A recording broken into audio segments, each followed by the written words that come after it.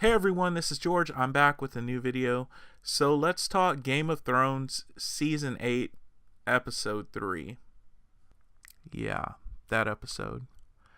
So before we start, I'm letting you know there are major spoilers ahead. If you have not seen this episode, turn back now.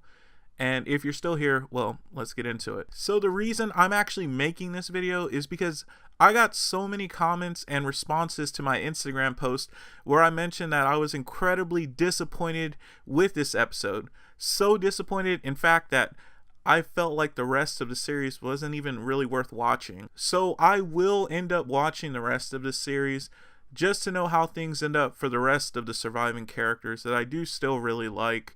But the feeling is still the same. I actually think episode 3 was a series-ending episode and not in the good way.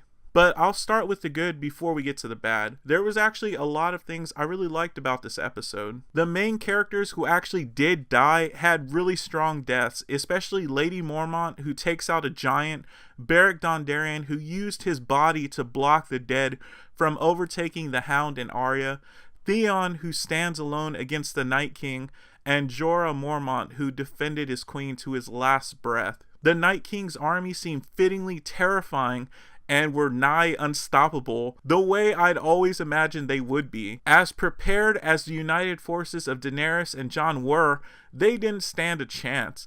The Night King's army washed over them like a tidal wave of death, and the effect of seeing all the lights go out from the Dothraki forces was very cool. Once the dead army engaged the forces of the living, they were quickly overrun, which is exactly what I imagined would happen. The scene where Brienne is just stampeded to the ground was incredible, and had it not been for Jaime, she would have fallen right away. For the most part, the Night King was definitely a force to be reckoned with. His strategies outclassed his enemies at every turn, especially when he unleashed a powerful magical winter storm. Also when he ordered the dead army to snuff out the fires so they could cross and continue their assault, and when he lured Daenerys near enough to try to kill her dragon and then waited for Jon to get close enough and then raised the deceased combatants at Winterfell to overrun them both. It honestly felt like he was playing with them. He was playing chess and they were playing checkers. Had it not been for Arya, I think everyone at Winterfell would have been drafted into the army of the dead.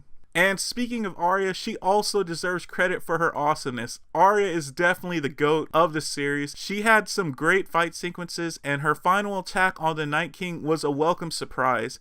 I honestly think the only reason she even could get close to deliver the killing blow was because of the training she received from the Faceless Men, Jaqen H'ghar, which was a very cool payoff on everything she'd been through up to that point in the series. There was also some really strong moments from the supporting cast. I really like seeing Tyrion and Sansa's what were seemingly their final moments, but they weren't. But they were especially good to me. Lady Mormont, Jorah, and Theon's last stands were incredible. Melisandre's actions in the episode were also very intriguing, and I thought overall pretty good. And so there's probably more good things about this episode, but that's what I remember the most, and so now we'll talk the bad. The most obvious bad thing I think about this episode was it was too dark.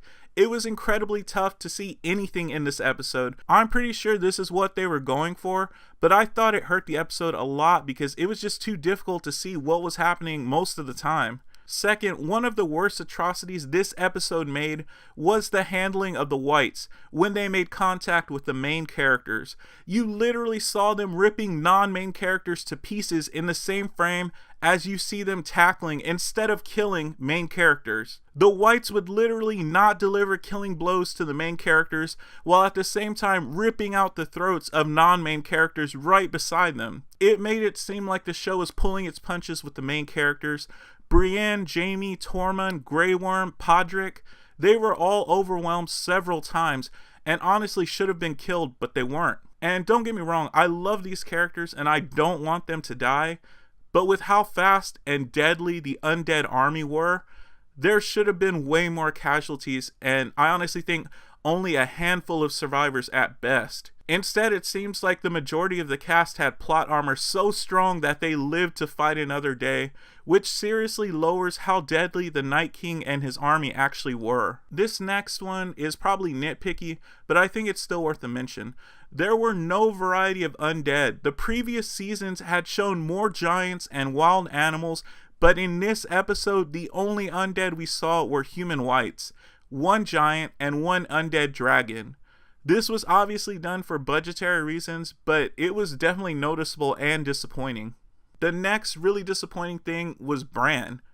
Bran literally deserves an enormous amount of videos on his overall uselessness over the course of this series. They spent so much time building up Bran and his importance as the Three-Eyed Raven, and he literally does nothing. I'm still not sure why he wargs into the crows if he never even tells his allies where the Night King is. He's literally only used as bait. I like Bran a lot, and I truly wanted him to have a great moment where maybe he warged into the ice dragon or another dragon, or maybe wargs the allies dead who had fallen and uses them to combat the Night King's army. But he literally does nothing, except sit around being creepy and telling people they look beautiful.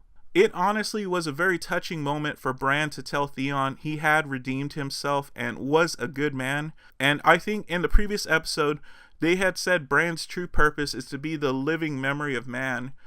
But I thought he was going to do more. In my opinion, Bran / the Three-Eyed Raven has probably been the most disappointing character of all. And the thing that bothered me the most about this episode is that the Night King was defeated at all. Aside from being an incredible Arya moment, his defeat just felt cheap and rushed. This was the very threat the whole show had been built upon from the beginning. We literally don't even know how him and the White Walkers were defeated the first time in the Long Night, except that time, the allies had children of the forest, giants, men, probably dragons, and they were still beat back to the brink of extinction, and no one knows how they actually survived it. But what we do know is that in the Long Night's aftermath, a giant magical wall was built of ice, and a dedicated force was placed there to watch forevermore to ensure they never returned, aka the Night's Watch. This episode literally nullifies all of the build-up for the dead army. If you think back to everything that came before, there was no point in going beyond the wall. Cersei never intended to join them. And not just that, Daenerys literally gives the Night King the means to breach the wall when he gets one of her dragons. And it clearly shows that they didn't even need Cersei anyways because they managed to beat him without her help. So in my opinion, this episode literally hurts the entire series rather than just this season or a previous season. And now who do we have as the big bad? We have Cersei, who I feel is not big bad material. Even her dad tells her she's not as smart as she thinks she is, and we have seen her humbled throughout the series because her schemes always backfired on her. This is who we now have as the big bad instead of the Night King. No, this is just truly disappointing, and I really hope George R.R. Martin's books have a vastly different ending. I was also really excited for this episode because a lot of the theory videos I had watched had suggested that the Night King was so good of a strategist that he would not even be at Winterfell and was instead targeting King's Landing so that he could add their meat to the army of the dead, and all would culminate in an incredible final battle at Winterfell, which would have definitely felt like the end of the world scenario of the Long Night, which is what I would have loved to see. But the episode we got does not live up to that at all. Instead, what we're going to get is Cersei and King's Landing, which is definitely a huge letdown, I think. So do you all think I'm being too unfair to this episode, or do you all agree? Do you all have any of your own what-if scenarios you'd want to see? You can let me know in the comments section. If you like the video, leave a like. If you like this sort of content, subscribe to my channel and let me know so I can make more of it. I usually stick to comics, but I love all things pop culture. And as always, thank you for watching.